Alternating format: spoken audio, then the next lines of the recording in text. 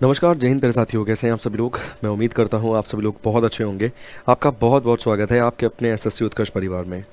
आप सभी लोग जानते हैं कि एसएससी सीएचएसएल ने अपनी नोटिफिकेशन जारी कर दी है। कुल मिला के 3131 वैकेंसीज यहाँ पे जारी की गई हैं। देखिए, नोटिफिकेशन आ गई है, फॉर्म आप भर ही देंगे और पेपर देने भी आप जाने ही वाले हैं। ये तीन चीज़ों की तो गारंटी लगभग तय हो गई। मगर यहाँ से आपकी अप्रोच क्या होनी चाहिए कि एक 60 डेज़ का आपको ऐसा प्लान मिल जाए जिस प्लान के बेसिस पर आप अपनी सारी चीज़ों को रिवाइज तो कर ही लें और इतना कंटेंट कंज्यूम कर लें कि आप जाएं एग्ज़ाम देने और आपका एग्ज़ाम क्वालिफाई हो जाए। मगर वो रणनीति क्या होगी उसे इस वीडियो में डिस्कस करेंगे। मगर सबसे पहले बात कर लेते हैं यहाँ पे हम एग्ज़ाम के पैटर्न के बारे में, साथ के साथ समझ लेते हैं सिलेबस के बारे में, क्योंकि जब तक हम सिलेबस को नहीं समझेंगे तब तक हमें ये समझ नहीं आएगा कि बेसिकली क्या है, कितना पढ़ना है और कैसे और कितनी चीज़ों को कवर करना है। तो देखिए, सबसे पहले मैं आपके सामने एग्जाम पैटर्न एक बार यहाँ पर दोबारा से डिस्कस कर देता हूँ। वैसे तो ऑलमोस्ट जितने विद्यार्थी फॉर्म भरने वाले हैं लगभग मुझे लगता है कि सभी स्टूडेंट इस चीज़ के बारे में जानते हैं कि एग्जाम पैटर्न किस प्रकार का आपको देखने के लिए मिलता है। देखिए, टीयर 1 टीयर 2 दो एग्जामिनेशन यहाँ पर आपकी कंडक्ट करवाई जाती है। टीयर 1 एग्जामिनेशन अगर आप देखेंगे तो इसमें English, general intelligence, quantitative aptitude, इसके अलावा जनरल अवेयरनेस, ये 4 सब्जेक्ट्स आपको यहाँ पर देखने के लिए मिलते हैं। मतलब इंग्लिश, जीके, रीजनिंग और मैथ्स। और कुल मिला के 25-25 प्रश्न यहाँ पर आपको देखने के लिए मिलेंगे आपके एग्जाम में। एक प्रश्न सही करने पर आपको 2 नंबर दिए जाते हैं और यदि आपने एक प्रश्न का गलत उत्तर दिया तो आपका 0.5 मतलब 1/4 जो है वो नेगेटिव मार्किंग यहाँ पर रहती है। 100 प्रश्नों को डील करने के लिए कुल मिला के 60 मिनट का समय आपको दिया जाता है। ठीक है, तो ये हो गया पेपर 1 का पैटर्न, या पेपर 1 या टीयर 1 की अगर हम बात करें तो ये आपके सामने टीयर 1 का पैटर्न था। इसके बाद हम बात करते हैं एक बार टीयर 2 के बारे में भी, क्योंकि जब तक मैं फिर कहूँगा कि आपको पता नहीं होगा कि एग्ज़ाम का पैटर्न क्या है, सिलेबस क्या है, तब तक तो ऐसा है कि भाई आपको स्विमिंग तो नहीं आती है मगर आप फिर भी पानी में छलांग लगा दिए हैं ये सोच के कि हाथ पैर ऐसे ही तो मारने हैं। कई बार ज़्यादा हाथ पैर मारने से भी इंसान डूब जाता है। वैसा ही कुछ है कि यदि आपको सिलेबस नहीं पता है, एग्ज़ाम पैटर्न नहीं पता है, आपने फॉर्म भर दिया और आप चले गए हैं पेपर देने। तो यहाँ पर टीयर 2 एग्जामिनेशन की अगर हम बात करें, इसमें आपको सेशन 1 जो यहाँ पे नज़र आता है, इसमें सेक्शन 1 और सेक्शन 2 नज़र आएगा। इस सेक्शन 1 में मैथमेटिकल एबिलिटी और रीजनिंग, इन दोनों के 30-30 प्रश्न पूछे जाएंगे। प्रति प्रश्न 3 नंबर का होता है। ठीक, 3 नंबर का एक क्वेश्चन यहाँ पर आपको देखने के लिए मिलेगा। तो टोटल क्वेश्चन यहाँ पर 60 हो गए और 60 मल्टीप्लाई बाय 3 अगर आप देखेंगे तो 180। इसके अलावा जो सेक्शन 2 यहाँ पर आपको नज़र आता है इंग्लिश, इसमें इंग्लिश और जनरल अवेयरनेस, ये दो चीज़ें आपको दिखती हैं, जिसमें 40 क्वेश्चन आपके इंग्लिश के पूछे जाएंगे और 20 प्रश्न आपको यहाँ पे जनरल अवेयरनेस जीए वाले देखने के लिए मिलते हैं। उसके बाद कंप्यूटर नॉलेज टेस्ट यहाँ पे बताया गया है और डाटा एंट्री ऑपरेटर के लिए जो स्किल टेस्ट है वो यहाँ पर होता है। ठीक, ओवरऑल ये आपका एग्ज़ाम का पैटर्न हो गया जो आपके सामने आपकी स्क्रीन पर है।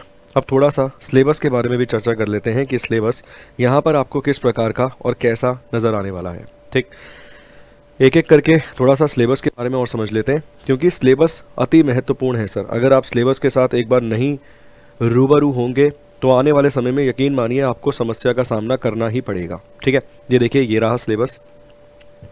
सबसे पहले इंग्लिश लैंग्वेज यहाँ पे बता रखा है। Spot the error, fill in the blanks, synonyms, homonyms, antonyms, spelling detection, misspelled word, idioms and phrase, one word substitution, improvement of sentences, active passive voice, verbs, conversation into a direct indirect narration, shuffling of sentence part, shuffling of sentence in a passage, close passage, comprehension passage। तो ये overall अगर आप देखेंगे ना तो English का syllabus है। बाद में यहाँ पर उसने रीजनिंग का सिलेबस बताया है।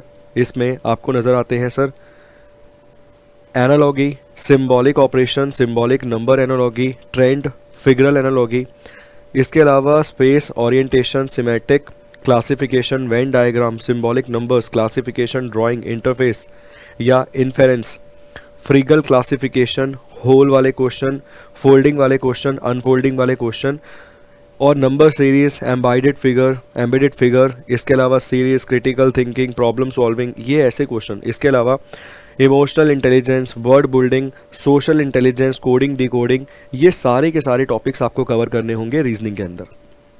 ठीक है, अभी आपको बताता हूँ कि क्या इंपॉर्टेंस है सिलेबस को कवर करने की। पहले एक बार सिलेबस सारा का सारा आपको समझा दूँ कि क्या आपके सामने सिलेबस यहाँ पर है जो ओवरऑल दिया गया है, क्योंकि देखिए विद्यार्थी कभी पूरी नोटिफिकेशन को रीड आउट करता ही नहीं है। उसे लगता है कि यार नोटिफिकेशन भी कोई पढ़ने की चीज़ है, मगर उस नोटिफिकेशन में ही लगभग लगभग सब कुछ छुपा होता है। ठीक। आगे मैथमेटिक्स का सिलेबस उसने दे रखा है। अरिथमेटिक ऑपरेशंस अगर आप देखेंगे तो percentage, ratio proportion, square root, average, interest, simple compound, profit and loss, discount, partnership, business, mixture alligation, time and distance, ये सब चीज़ें आपको देखने के लिए मिलेंगी। इसके बाद algebra, geometry, mensuration, trigonometry, statistical charts, ये भी आपसे पूछा जाएगा।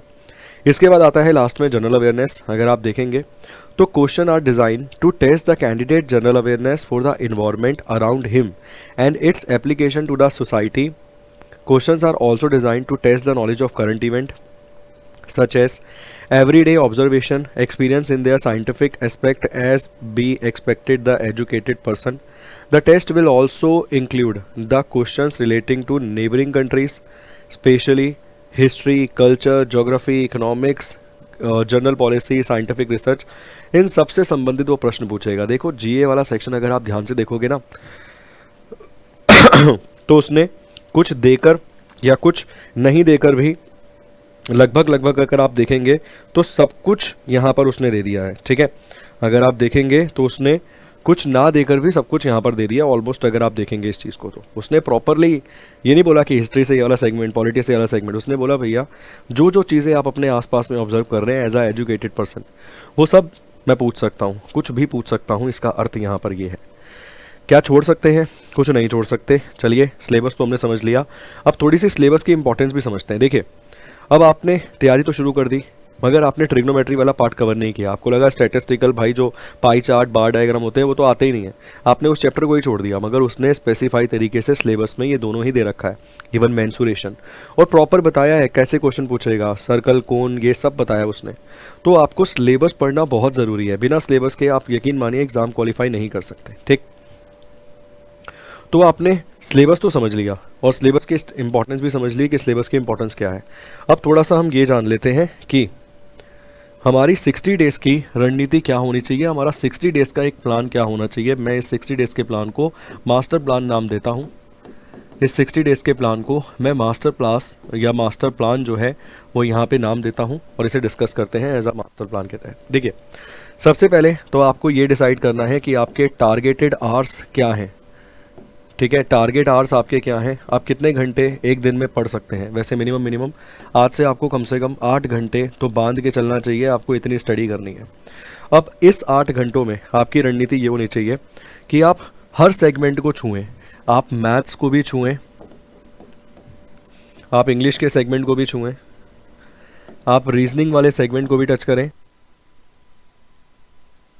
और आप जीए वाले सेगमेंट को भी टच करें। ठीक है, अब मैथ्स में आपकी स्ट्रेटेजी क्या होनी चाहिए। जैसे मैथ्स को ही अगर मैं बात करूं तो देखिए, मैथ्स में आपकी स्ट्रेटेजी ये होनी चाहिए कि बेसिक प्रश्नों को अब आप डील ना करें। ठीक है, अगर मान लीजिए 5 टाइप के क्वेश्चन है, जैसे मैं एग्जांपल लेता हूं, उदाहरण लेता हूं रेशो प्रपोर्शन का, उदाहरण में लेता हूं रेशो प्रपोर्शन का। अब मान लीजिए इस चैप्टर में आपको 5 प्रकार के क्वेश्चंस मिलते हैं, तो आपकी स्ट्रेटेजी ये होनी चाहिए कि भैया पहला टाइप तो मुझे आता है, इससे आपको मैक्सिमम से मैक्सिमम 4 से 5 प्रश्न डील कर लेने चाहिए ताकि आपको एक बूस्ट मिल जाएगा। ठीक है, उसके बाद आपको इनके एडवांस क्वेश्चंस पे निकल जाना चाहिए यात्रा करने के लिए, क्योंकि इतना ही समय हमारे पास बचा है। अगर आप ये सोचते हैं कि मैं तो रेशो प्रपोर्शन के पहले बेसिक क्वेश्चन कवर करूंगा 200, उसके बाद मैं भैया ये सब मिला के 200 कवर करूंगा, 400 क्वेश्चन करूंगा, तो नहीं, यकीन मानिए सिलेक्शन तो नहीं होगा। हाँ, हो सकता है आप पारंगत जरूर हो जाएंगे रेशो प्रपोर्शन में। अब यही स्ट्रेटेजी ना आपकी हर एक सब्जेक्ट के लिए और हर एक चैप्टर के लिए होनी चाहिए कि जो आपको बेसिक है ना, जो आपको लगता है मेरे को सबसे स्ट्रांगली आता है, उसमें भाई आपको थोड़ा ही टाइम बिताना है, क्योंकि बेसिक आपका स्ट्रांग हो गया है। अगर आप यहाँ बैठ के पहाड़े याद करोगे कि 13 दूनी 26 होता है, तो कोई फ़ायदा नहीं मिलेगा, ना पेपर में मिलेगा और ना उस चीज़ से आपको कोई बेनिफिट होगा। तो आपकी स्ट्रेटेजी क्या होनी चाहिए? आपकी स्ट्रेटेजी होनी चाहिए कि भाई बेसिक तो मैंने 4 से 5 या मैक्सिमम 10 सवाल कवर कर लेने हैं। उसके बाद ऐसे ही, जैसे मान लीजिए सेकंड स्टेप में 5 प्रश्न आपने कवर किए, थर्ड में 5 से 7 प्रश्न कवर किए, 5 से 7 प्रश्न कवर किए, 5 से 7 प्रश्न कवर किए, तो आपने रेशो प्रपोर्शन से कुल मिला के 40 से 50 सवाल कवर कर लिए। मैक्सिमम बता रहा हूँ, 40 से 50 सवाल कवर कर लिए, आपका चैप्टर समाप्त हो जाएगा, काम हो जाएगा। सर फंसना है तो यहीं से फंस जाएगा, वरना तो आप 5000 क्वेश्चन करके चले जाइए, कोई फ़ायदा नहीं। हाँ, मैं मानता हूँ कि आप जितनी ज़्यादा प्रैक्टिस करेंगे मैथ्स की उतना आप परफेक्ट हो जाएंगे, मगर अभी प्रैक्टिस बार बार ये थोड़ी है कि 60 दिनों में मैथ्स ही पढ़ के चले जाएंगे, है ना। अब कम से कम आपकी स्ट्रेटेजी यहाँ पे ये होनी चाहिए कि प्रतिदिन एक चैप्टर तो आपको रिवाइज करना चाहिए। अब उन विद्यार्थियों के लिए भी मैं आता हूँ जिन्हें मान लीजिए कुछ आता ही नहीं, बेसिक ही नहीं आते, उन पे भी आता हूँ, मगर पहले बात कर रहा हूँ उनकी जिन्हें बेसिक ऑलरेडी आते हैं, ठीक। अब यही स्ट्रेटेजी आपकी ऑलमोस्ट हर एक चैप्टर में होनी चाहिए, हर एक चैप्टर में यही स्ट्रेटेजी आपकी होनी चाहिए, ठीक। सेम काम इंग्लिश में, सेम काम रीजनिंग में। जीए वाले सेगमेंट में थोड़ा सा अलग आपको करना पड़ेगा। देखिए, आपको पता है भाई बाबर क्यों आया था, अगर आपको पता है बाबर क्यों आया था तो बार बार बाबर को ही पढ़ने का फ़ायदा नहीं है। जब आप जानते हैं पानीपत का पहला कब हुआ, दूसरा कब हुआ, तीसरा कब हुआ, तेराइन का पहला कब हुआ, दूसरा कब हुआ, तीसरा कब हुआ, मगर आज भी यदि आप उस सेक्शन को ही बार बार याद कर रहे हैं तो समय बर्बाद कर रहे हैं, ठीक है। जीए वाले सेगमेंट में आपको मॉडरेट टू एडवांस या मॉडरेट टू हाई लेवल का कंटेंट कंज्यूम करना चाहिए सर। वो इजी कंटेंट कंज्यूम नहीं करना चाहिए जो आप ऑलरेडी पढ़ चुके हैं। अगर आप उस इजी कंटेंट को दोबारा कंज्यूम करेंगे तो यकीन मानिए समय व्यर्थ कर रहे हैं, कोई फ़ायदा नहीं हो रहा है, ठीक है। अब आप बोलेंगे ठीक है 60 डेज़ की स्ट्रेटेजी आपने बता दी, ये क्वेश्चन कहाँ से लाऊं, वो हाई लेवल का मॉडरेट लेवल का कंटेंट कहाँ से लेकर आऊँ, रीजनिंग के लिए मॉडरेट से हाई लेवल का कंटेंट कहाँ से लेके आऊँ, इंग्लिश के लिए कौन सी पुस्तक खरीद लूँ, कौन सी किताब खरीद लूँ। तो देखो भाई, पुस्तक किताब तो तुम्हारे पास पहले ही बहुत सारी है पढ़ना होता तो उन किताबों से, पुस्तकों से अब तक आप पढ़ चुके होते, मगर कोई छड़ी लेके पढ़ाने वाला चाहिए, वो आप जानते हैं, वो हम भी जानते हैं। चलिए, ये तो हो गया उस विद्यार्थी के लिए जिसका बेसिक ऑलमोस्ट क्लियर है। जिसका बेसिक क्लियर नहीं है भाई, उसे स्टार्टिंग के कम से कम 15 दिन 15 से 20 डेज अपने बेसिक पर देने चाहिए, ठीक है। जिसका बेसिक स्ट्रॉन्ग है उसे ये स्ट्रेटेजी अपनानी चाहिए, जिसके बेसिक स्ट्रॉन्ग नहीं है उसे कम से कम शुरुआत के 20 दिन 20 डेज अपने बेसिक पर काम करना चाहिए, बेसिक पर काम करना चाहिए शुरुआत के 20 दिन। तभी आपकी स्पीड जो है वो उन विद्यार्थियों के बराबर आ पाएगी जो ऑलरेडी आपसे रेस में आगे दौड़ चुके हैं, ठीक है। बात बनी क्लियर। यही काम, सेम काम आपको मैथ्स के लिए करना है, मैंने बताया। सेम रणनीति आपकी इंग्लिश के लिए होनी चाहिए, सेम रणनीति रीजनिंग के लिए, सेम रणनीति जीए के लिए। इंग्लिश पे भी मैं उदाहरण दे देता हूँ। जैसे मान लीजिए आप सभी लोग जानते हैं अकोमोडेशन। अब भाई अकोमोडेशन की स्पेलिंग वो नहीं पूछेगा, आपने भी 20 बार याद कर लिया, वो भी दूसरा और लाखों विद्यार्थी भी 20-20 बार याद करके आएंगे। म्यूजियम के एमटीएस में पूछी थे तो वह म्यूजियम की नहीं पूछेगा। अगर आप आज भी अकोमोडेशन, म्यूजियम और सीजर की स्पेलिंग याद कर कर ही बैठे हैं और खुश हो रहे हैं कि मैंने तो कितनी बढ़िया स्पेलिंग याद कर रखी है, तो आप समय व्यर्थ कर रहे हैं। यही बेसिक कर चुके थे तुम्हें ऊपर आना है, एक लेवल ऊपर आना है। वही काम रीजनिंग में तुम्हें करना है। सेम काम तुम्हें इंग्लिश में करना है, सेम रीजनिंग में, ठीक है ना।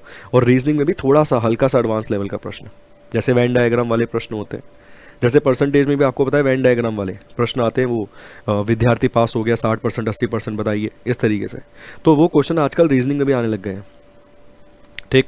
वैसे ही एम्बेडेड फिगर वाले सवाल भी थोड़े से टफ आते हैं, मुश्किल आते हैं।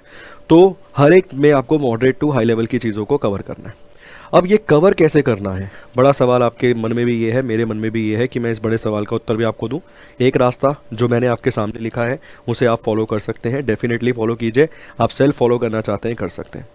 एक दूसरा रास्ता जो हमने आपके लिए बनाया है, हमने आपके लिए तराशा है, मैं ये कह सकता हूँ सर, बनाया तो क्या है, तराशा है उस रास्ते को और उस रास्ते पर जो स्ट्रेटेजी मैंने यहाँ पर आपको समझाई है ना, हम उसी स्ट्रेटेजी को फॉलो करने वाले हैं।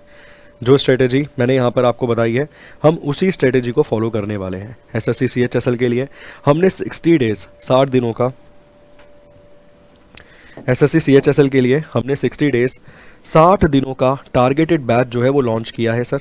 इसकी पहली क्लास 27 जून को होने वाली है और इस बैच के अंदर जो रणनीति मैंने यहाँ पर आपको समझाई है उसी रणनीति के माध्यम से हम काम करेंगे और हमारा लक्ष्य होगा कम से कम आप इस बार अपनी कट ऑफ को क्वालिफाई करके सुरक्षित हो जाएं और मेंस की तैयारी आपकी यहीं से बेहतर हो जाए और मेंस पे भी आपको बहुत ज़्यादा हार्डवर्क ना करना पड़े। प्री के साथ साथ आपकी मेंस की तैयारी ऑटोमेटिकली, आप जानते हैं सब्जेक्ट सेम है, सब कुछ सेम है, कुछ अलग तो है नहीं कि आपको दोबारा से अलग किताबें खोल के पढ़ना पड़ेगा। तो अगर आपने प्री की तैयारी अच्छे से कर ली तो ऑटोमेटिकली आपकी मेंस की तैयारी बढ़िया हो जाएगी। और इसके ऊपर भी अगर आप देखेंगे तो यहाँ से अगले 24 घंटे लगभग आप देखेंगे कि एक ज़बरदस्त 24 घंटे के लिए हमने आपके लिए दरवाजे जो है वो खोल दिए हैं 24 आवर्स के लिए, जिसमें आपका ये जो बैच आपको नज़र आ रहा है एसएससी सीएचएसएल के लिए टारगेट बैच, स्टैंडर्ड और प्राइम दोनों के ही प्राइजेस यहाँ पे कर दिए गए हैं एक बराबर। ठीक है, इसके लिए आपको कोड इस्तेमाल करना है क्या, SSC CHSL 2025, ये कोड का इस्तेमाल करना है। प्राइम वाले में आपको टेस्ट सीरीज भी फ्री मिलती है, अन्य भी कई सारे फीचर्स यहाँ पर आपको एक्स्ट्रा मिलते हैं। प्राइम वाले का प्राइस लगभग 1150 रुपये था, तो ये अगले 24 घंटे के लिए, मतलब रात 25 जून रात 11:59 तक ये दोनों ही बैचेस का प्राइस आपको सेम मिलेगा। मतलब जो स्टैंडर्ड वाला बैच है उसी प्राइस में आपको प्राइम वाला बैच अपना मिल जाएगा, जिसमें टेस्ट सीरीज वेस्ट सीरीज ये सब सुविधाएं भी आपको दी जाएंगी, और जो 60 डेज़ की रणनीति मैंने बताई है वो भी आपको दी जाएगी। क्लासेस कब से शुरू हो रही है, 27 जून से। तो आप आज ही इस बैच में एनरोल कर लीजिए, ताकि आपको अपना अलग से 60 डेज़ का मास्टर प्लान फॉलो ना करना पड़े। जो हमने मास्टर प्लान बना रखा है उसके तहत ही हम आपकी टारगेटेड स्टडी करवा देंगे और इसी बार आपके एग्ज़ाम को क्वालिफाई करवा देंगे। ठीक है, यदि इससे संबंधित कोई भी डाउट आपका रहता है तो प्लीज़ कमेंट बॉक्स में कमेंट करके ज़रूर पूछिएगा। यदि कोई अन्य समस्या है आपको एग्ज़ाम से संबंधित, तब भी आप सवाल पूछ सकते हैं। बहुत बहुत शुक्रिया, धन्यवाद, thank you so much, God bless you.